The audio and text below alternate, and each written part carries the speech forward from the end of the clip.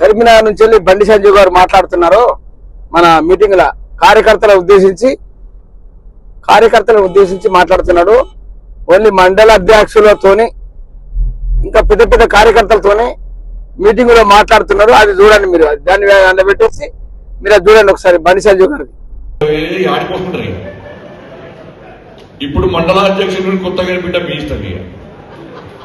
మీ మండల కార్యకర్తలు ఏమంటారు తెలుసా, మీ మండలాధ్యక్షుడు అంటే బీజేపీ ఓడిపోయిందంట. అదే గెలిచిందనుకో, అబ్బా మా మండలాధ్యక్షుడు అంటే బీజేపీ గెలిచింది అంటారు. మీకు అది కావన్నా ఇది కావన్నా ఆలోచించుకోవాలి మీరు. కానీ ఇది మంచి అవకాశం అనేది నేను చెప్తానంటే, ఇంతకంటే మంచి అవకాశం మనకు రానే రాదు మనకు. ఎందుకంటే అందరు మనకు ఓటు వేయడానికి డిసైడ్ అయిపోయారు అందరు కూడా.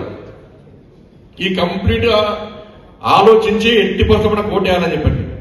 వేరే బీఆర్ఎస్ పార్టీ అభ్యర్థులు నేను ఉన్నారు ఎవరైనా లాస్ట్ వాళ్ళు కమ్మదాలు విషయం ఇవ్వలేని ఇక కేసీఆర్ గురించి షోడెత్తడా ఎవరు ఆ పార్టీకి అభ్యర్థులకు అడిగారు.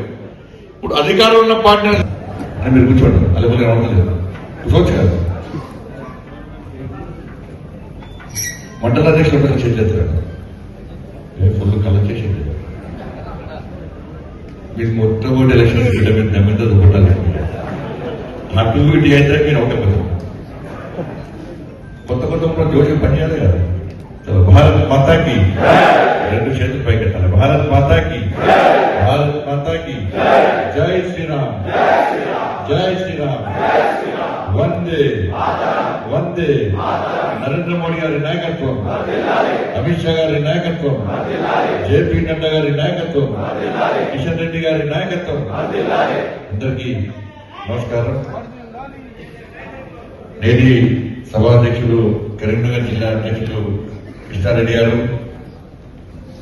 మా సహచర పార్లమెంట్ సభ్యులు గౌరవనీయ పెద్దలు శ్రీ నవరందరావు గారు, శ్రీ నగేష్ గారు, కామారెడ్డి శాసనసభ్యులు వెంకటరమణారెడ్డి గారు, ఆదిలాబాద్ శాసనసభ్యులు శంకరన్న గారు, పాల్వాయి హరీష్ గారు, శ్రీపూర్ కాగజ్ శాసనసభ్యులు, మాజీ శాసనసభ్యులు శ్రీ చింతల రామచంద్ర గారు, శ్రీ ఎన్ఎస్ఎస్ ప్రభాకర్ గారు, మాజీ మేయర్ శ్రీ సునీల్ రావు గారు, శ్రీ డి శంకర్ గారు, అదేవిధంగా గ్రాడ్యుయేట్స్